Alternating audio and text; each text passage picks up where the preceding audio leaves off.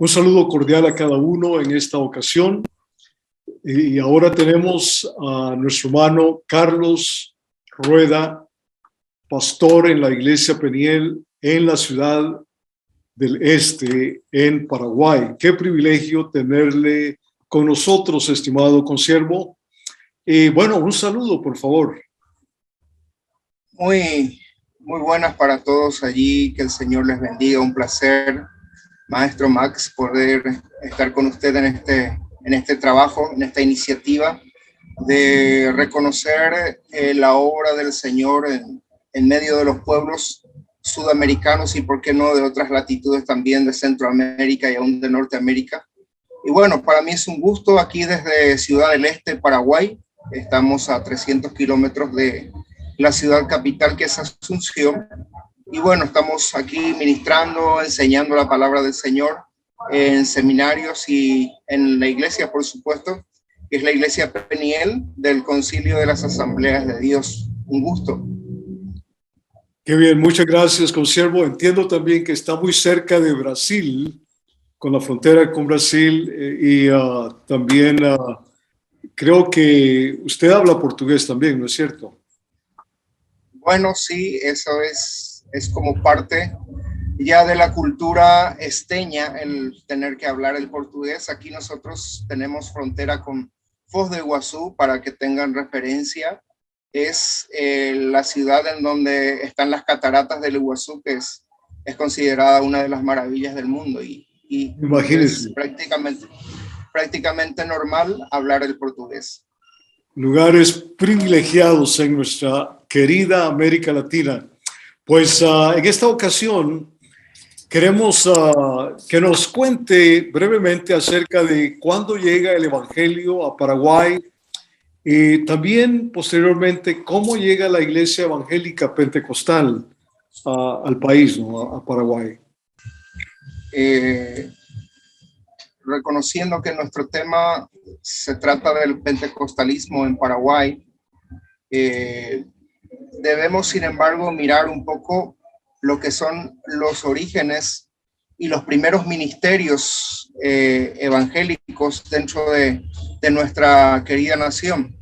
En realidad, que en el periodo, digamos, colonial, en donde los españoles prácticamente tomaron toda Sudamérica entre los años 1942 y el año 1824, no existen registros de ningún tipo de cualquier intento de la implantación de una iglesia o de algún movimiento religioso de parte de los protestantes, que de alguna manera así eran reconocidos en la época, que pudieran estar en el Paraguay.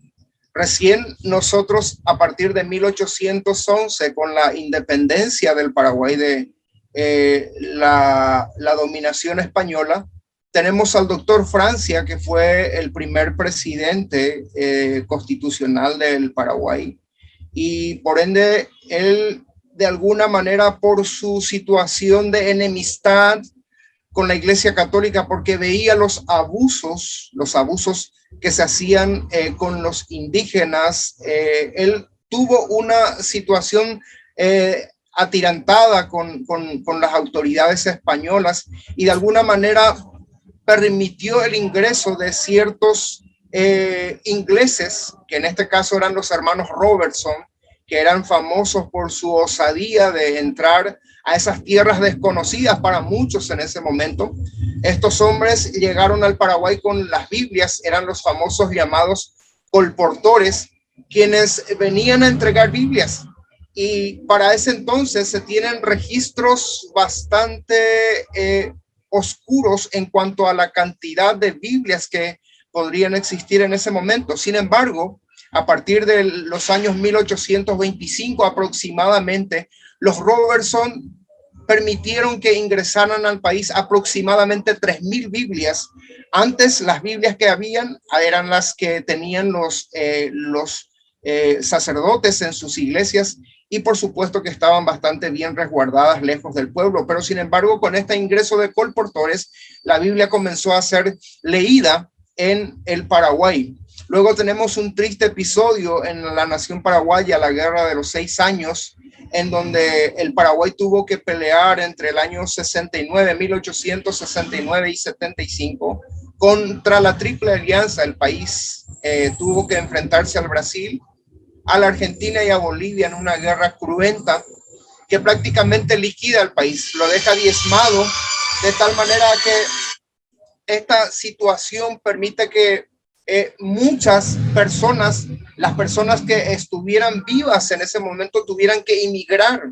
Muchos paraguayos se fueron a la Argentina, algunos paraguayos cruzaron hacia Bolivia, pero el país prácticamente quedó devastado. Esta situación, luego de 6 años de guerra, a la hora de tratar de reconstruir el país, a la hora de tratar de repoblar el país, porque el país había quedado absolutamente devastado materialmente y la población varonil había prácticamente desaparecido, la iniciativa gubernamental de las nuevas autoridades fue que se invitara a personas de otros países que pudieran venir al Paraguay. Tanto es así que las primeras organizaciones religiosas no católicas entraron al Paraguay aproximadamente a finales del año 1800. Es decir, a principios del siglo XX, recién el Paraguay comienza a ser repoblado y tenemos así que los menonitas, los anglicanos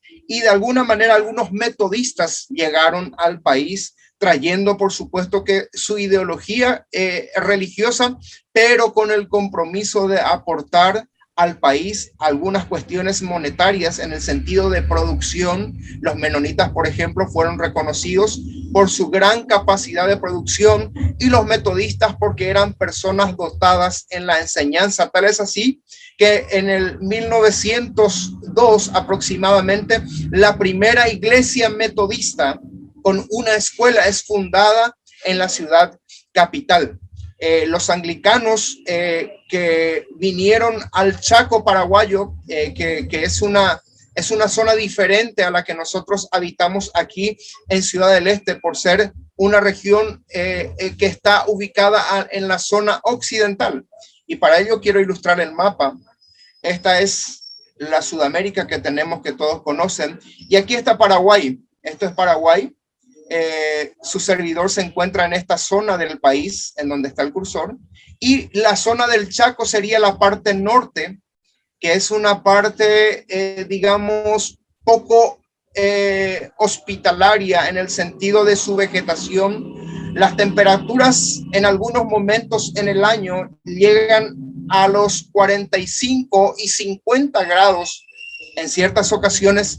Y esto, por supuesto, que ha hecho que la población de ese lugar crezca de forma muy lenta.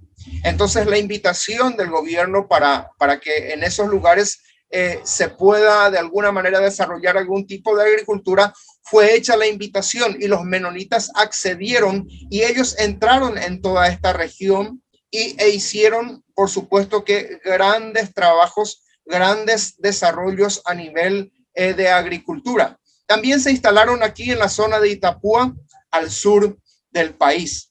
En ese sentido, podemos decir de que las primeras iglesias evangélicas protestantes estuvieron aquí en esta región de Itapúa, por ser, por supuesto, que una región un poco más parecida a la región de la que venían los rusos, los canadienses, los alemanes, por supuesto que todos ellos bajo el sello de los menonitas. Sin embargo, la iglesia pentecostal, podemos decir que llegan al Paraguay recién a partir de 1920. Los discípulos de Cristo, que por supuesto que eran conocidos de esta manera por su capacidad evangelística y el propio nombre de la denominación, estos vinieron y comenzaron a hacer los primeros trabajos de campañas, hicieron los primeros, digamos, barullos, las primeras manifestaciones públicas del evangelio, porque hasta ese entonces las iglesias que estaban dentro del país, las anglicanas, las metodistas, las luteranas también, eran iglesias silenciosas que solamente cubrían la necesidad de quienes querían verdaderamente conocer de Dios o a Cristo, y en su caso las iglesias protestantes pentecostales propiamente a partir del comienzo del siglo, en el gran avivamiento de la calle Azusa, recién llegan al país a partir de 1920 aproximadamente, y esto comienza a desarrollar de cierta forma un hambre por Dios. La mayoría de los cristianos que hasta ese momento estaban en Paraguay eran cristianos que de alguna manera no conocían el mover del Espíritu Santo. Pero sin embargo, con este movimiento que vino de Centroamérica, porque en Panamá los discípulos de Cristo comenzaron a hacer un buen trabajo, y desde allí ellos entraron al Paraguay y trajeron, por supuesto que con mucha oposición, la palabra del Señor, y por supuesto que la oposición de la Iglesia Católica fue altamente reconocible desde lejos por el vandalismo que ellos provocaron, y de alguna manera muchos hermanos sufrieron lesiones, sufrieron persecuciones y por supuesto que todo tipo de improperios. Las iglesias, hay que decir en ese sentido, en cuanto al nacimiento de la iglesia pentecostal en el Paraguay, las iglesias brasileñas, que por supuesto son reconocidas por ser en su gran mayoría pentecostales, y debemos de reconocer que tras el trabajo de los suecos, principalmente de Berg y su compañero, el pentecostalismo se desarrolló de una manera muy importante y muy rápidamente en el Brasil. Tal es así que a mediados del siglo XX, aproximadamente en el año 1940, comienzan a entrar al país los primeros brasileños con una devoción pentecostal.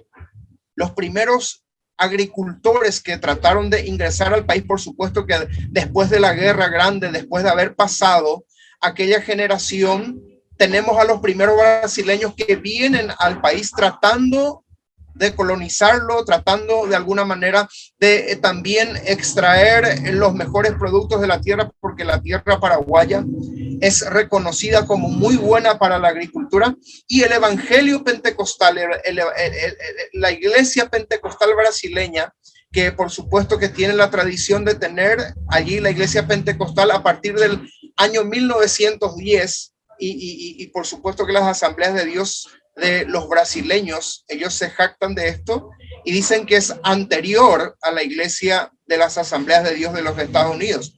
Históricamente esto es así. Entonces ellos hicieron un trabajo excelente en materia de plantar iglesias.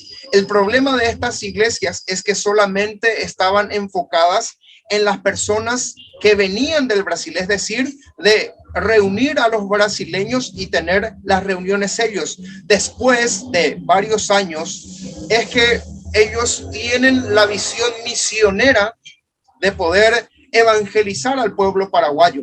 Pero no obstante, muchos paraguayos comienzan a convertirse, comienzan a tener hambre y sed de Dios, y comienzan a ocurrir milagros. Esto era lo más llamativo, y por supuesto que era lo que hacía que la gente se acercara a esta gente extraña, que zapateaba, que lloraba, que bailaba, que hablaba en lenguas diferentes. Era algo absolutamente desconocido y extraño en gran manera. Así lo describían los pobladores de aquel entonces. ¿En qué año más o menos estamos hablando en este momento? Estamos hablando a partir del año 1930, cuando comienzan los primeros brasileros a entrar. Antes del año 1950, ya muchas iglesias, por supuesto que de forma desorganizada, no institucionalmente, estaban plantadas en el Paraguay, principalmente para atender a sus conciudadanos. Entonces, estos cultos eran en la mayoría hechas en casas particulares. Muy pocas veces se hacían invitaciones públicas para que la gente pueda venir, y ocurrían grandes manifestaciones del poder de Dios, principalmente en el ámbito de la sanidad divina. Tenemos a una iglesia naciente que prácticamente era analfabeta y que necesitaba conocer del poder de Dios, y tal es así de que un hombre llamado Víctor Fernández, un hombre del sur del país, milagrosamente este hombre llega a tener la capacidad de leer por obra del Espíritu Santo, y fue de gran testimonio para la gente que lo conocía a él, porque todos sabían que era un gran analfabeto, pero que sin embargo había aceptado a Cristo y que había comenzado a tener experiencias pentecostales, tal como orar por los enfermos, que los enfermos reciban sanidad, que las personas que estaban atormentadas reciban liberación, y de pronto se le encuentra a este hombre también con la capacidad de lectura, algo que era absolutamente nuevo en aquel entonces, porque la mayoría de la población paraguaya hasta el año 1950 era absolutamente analfabeta.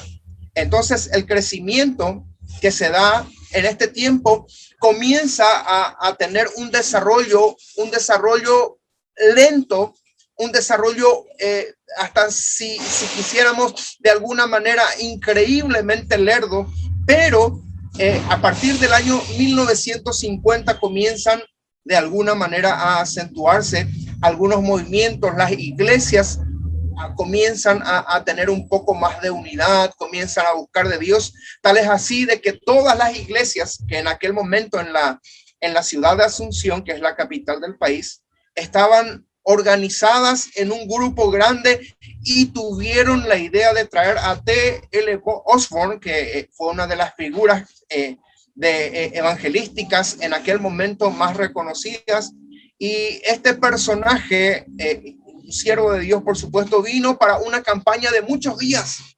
Él se había preparado, como había tenido ya campañas en varios países, vino también a Paraguay, y en el año 1953 comenzó una campaña que iba a durar unos cuantos días, pero sin embargo, con la autorización de la policía, por supuesto, las autoridades policiales recibieron el permiso y tuvieron la campaña, y en ese primer día se dieron milagros, se dieron sanidades, personas bautizadas con el Espíritu Santo, personas que lloraban por las calles. Fue una situación absolutamente ridícula, hasta si se quiere, para la gente de esa sociedad que era bastante reservada, pero sin embargo, con la visita del evangelista, todo había cambiado. Las calles estaban inundadas de gente hablando del tema, y por supuesto que las autoridades católicas en su celo trataron de frenar, y así lo hicieron, así lo hicieron.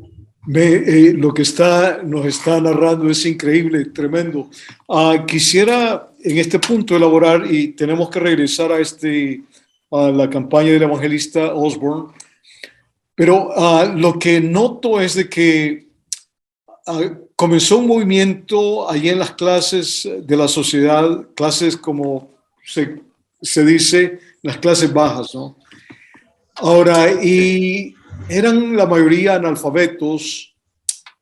A los ojos de las personas, ese grupo de gente no tenía muchas oportunidades para seguir avanzando.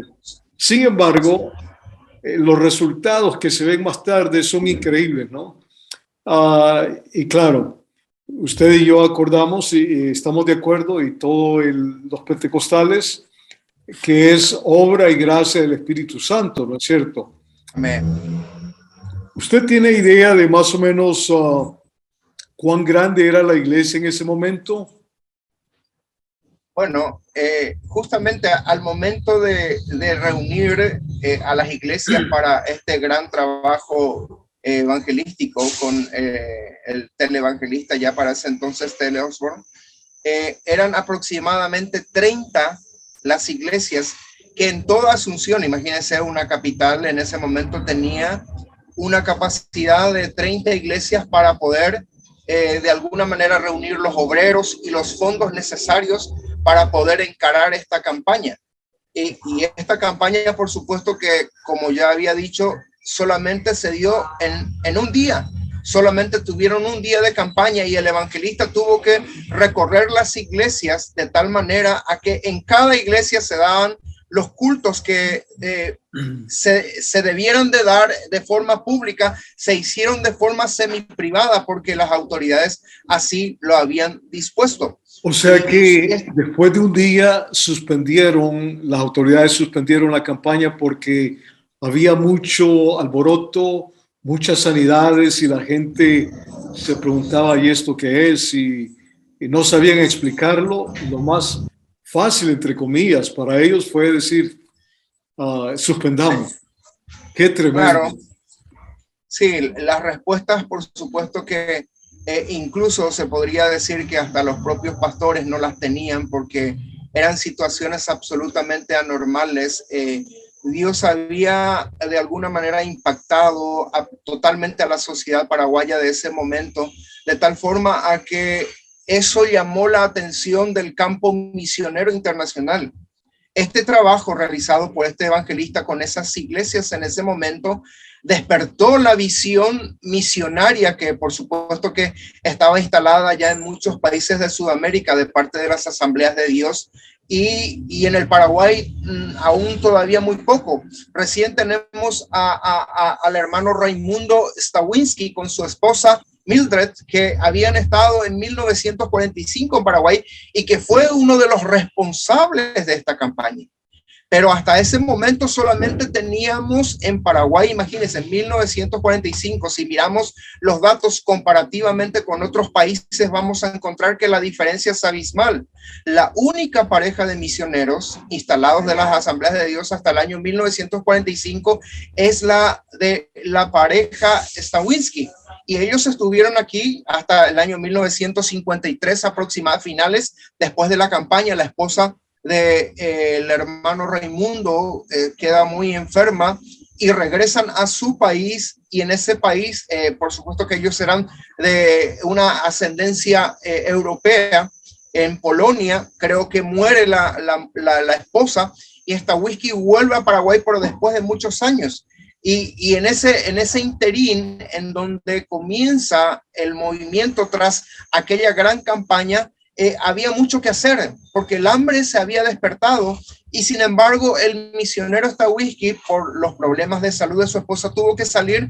Hubieron hombres que vinieron a predicar, y entre ellos tenemos al hermano Roberto Tomás, que venía desde la Argentina, a una gran distancia. Por supuesto que él estaba en Buenos Aires, y él venía de vez en cuando a hacer reuniones en la zona sur del país, y en esos lugares, por supuesto que Dios de alguna manera operó maravillosamente, y en una oportunidad, en un culto, 80 personas fueron bautizadas con el Espíritu Santo, y esto trajo un nuevo despertar en las iglesias aproximadamente a los finales del año 50. El trabajo espiritual, por supuesto que de formación, de discipulado, estaba por hacerse, pero ya la semilla había sido plantada. Qué hermoso. Entonces, volviendo al año 53 y la campaña de Caleb Osborne, cuando la campaña es cancelada, él se va por todas las iglesias predicando, ¿no? Así es. Entonces, parece ser que el avivamiento se regó más fácilmente de esa forma, ¿no? Al ir por todas partes de la ciudad. Es así, porque en una localidad como la zona central de Asunción, las iglesias estaban dispersadas, y de alguna manera el plan que las autoridades católicas y policiales tenían de frenar el avivamiento, sin embargo, se dispersó por el hecho de que el evangelista tuvo que recorrer las iglesias para poder predicar, y de esta manera alcanzar a mucha más gente. Increíble. ¿Cómo son las cosas del Señor, las cosas sobrenaturales? Y de veras, estimados hermanos y amigos que nos ven en esta ocasión, es increíble las historias de cómo el poder de Dios se mueve en las sociedades, ¿no es cierto? Imagínense a los ojos del mundo, del secularismo, los grupos pentecostales aparentemente a nivel sociológico podrían ser insignificantes, pero algo pasa en ellos y se vuelven como motores sociales, aparte, claro, de toda la bendición espiritual que traen y todo el beneficio de transformación de personas y sanidades de cuerpos enfermos y todo eso debido a la gracia, al poder de Dios. Tremendo. Sí, Adelante, bro. sí, en esta iniciativa, por supuesto que misionera, que comienza a acentuarse a partir de los años 60, las dificultades no fueron pocas, porque el Paraguay, por supuesto que como un país tercermundista subdesarrollado, no tenía las condiciones económicas, y si podemos también incluir el tema logístico para el tránsito o la facilidad de movilidad para los misioneros en ese entonces, era bastante dificultoso. El tema de las carreteras era prácticamente inexistente. Recién a partir del año 1970 comienzan a instalarse en el país de alguna manera ciertas carreteras transitables que facilitaran el trabajo. Y por supuesto que los obreros, si fueron en algún momento escasos en todo el mundo, en esta región del planeta, las dificultades se multiplicaban por todas las cuestiones de logística, de economía, de salud y por supuesto que la poca disposición de venir a un país en donde la lengua, por supuesto que es el español, pero también tenemos la lengua guaraní como una lengua oficial, pero la lengua oficial, el guaraní, es la lengua hablada. Entonces esto les causaba espanto, según testimonios, a los misioneros que intentaban llegar al país y por supuesto que esto era una cuestión importante a considerar a la hora de llegar al país y encontrarse con un idioma absolutamente distinto al español, que era en el cual algunos misioneros estaban,